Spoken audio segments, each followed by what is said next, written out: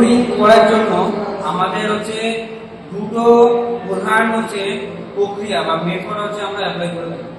প্রথম প্রক্রিয়াটা হচ্ছে ডাইরেক্ট মেথডে, ঠিক আছে, আরেকটা হচ্ছে যেটা হচ্ছে ইনডাইরেক্ট মেথড। ঠিক আছে, ডাইরেক্ট মেথড, ঠিক আছে, যেখানে আমরা প্লেন টেবিল এবং লেভেলিং ইনস্ট্রুমেন্ট ইউজ করে থাকি। ঠিক আছে, আর ইনডাইরেক্ট মেথড যেটা আছে এইখানে আমার দুটো ভাগ রয়েছে। ঠিক আছে, একটা হচ্ছে স্কয়ার মেথড আর একটা হচ্ছে ক্রস সেকশন মেথড। ঠিক আছে, এই দুটো মেথড করার জন্য আমাদেরকে মেন হচ্ছে লেভেলিং ইনস্ট্রুমেন্টটা ব্যবহার করতে হবে। ঠিক আছে, প্রথমে আমি যদি বলি যে ডাইরেক্ট মেথড, ঠিক আছে, ডাইরেক্ট মেথডটা কিভাবে করব। ঠিক আছে, এখানে কন্ট্রোল লাইন পাস করার জন্য বা কন্ট্রোল লাইন ড্র করার জন্য আমাদের ডাইরেক্ট মেথড যদি অ্যাপ্লাই করি তাহলে সেক্ষেত্রে একটা নির্দিষ্ট এলাকাতে মানে যেখানে আমরা কন্ট্রোলিং করব সেখানে আমাদের কি করতে হবে, প্রথমে রেকগনিশন করতে হবে। অবশ্যই সার্ভের যে প্রথম ধাপটা, প্রথম যে স্টেপ, সার্ভের প্রথম স্টেপ কি, রেকগনিশন, মানে কি পরিদর্শন করা, মানে সেই এলাকাটাকে আমার ঘুরতে হবে। ঠিক আছে, ঘুরে দেখতে হবে যে হচ্ছে আমি এখানের মধ্যে কোথায় হচ্ছে আমার স্টেশন সেটআপ করলে আমি পুরো জায়গাটায় কভার করতে পারবো।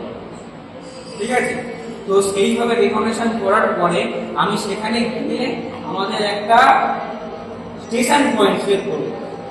ঠিক আছে, স্টেশন পয়েন্ট সিলেক্ট করে সেইখানে হচ্ছে আমাদেরকে প্লেন টেবিল সেটআপ করতে হবে। এবার প্লেন টেবিল সেটআপ আমরা হচ্ছে প্রথমেই আমরা শিখেছি।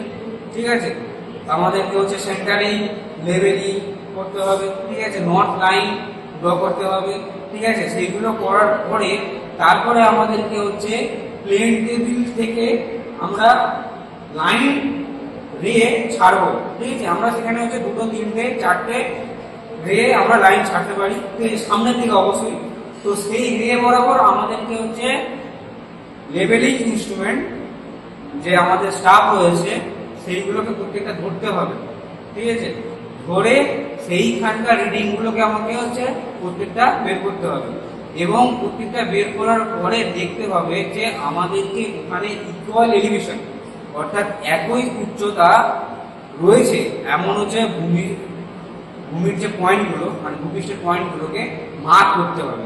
যদি আমি দেখি যে আমাদের ওখানে এলিভেশন মানে যদি দেখি 20 মিটার হচ্ছে আমাদের ওখানে একটা জায়গায় এলিভেশন রয়েছে, তো ওই 20 মিটার বিশিষ্ট যদি কন্ট্রোল যদি আমাদেরকে ড্র করতে হয় তাহলে 20 মিটার কোথায় কোথায় হচ্ছে এলিভেশন রয়েছে সেই পয়েন্টগুলোকে মার্ক করতে হবে, 20 মিটারের কন্ট্রোলটাকে পাস করবো।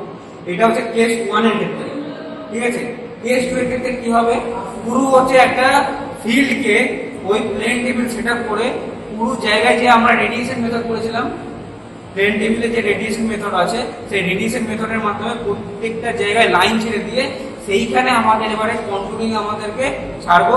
যদি 18 মিটারের বা 17 মিটার বা 19 মিটারের বা 20 মিটারের কন্ট্রোল যদি হয় সেই কন্ট্রোলগুলোকে সেই ইকুয়াল এলিভেশন আমাদেরকে বের করতে হবে এবং ওইভাবে আমরা কন্ট্রোলটাকে ড্র করবো। এইভাবে আমরা হচ্ছে টোটাল হচ্ছে ডাইরেক্ট মেথডটাকে আমরা হচ্ছে পুরো প্রসেসিং করতে পারি। ঠিক আছে, এবং এইভাবে হচ্ছে আমরা কন্ট্রোলটাকে ড্র করতে পারি। ঠিক আছে।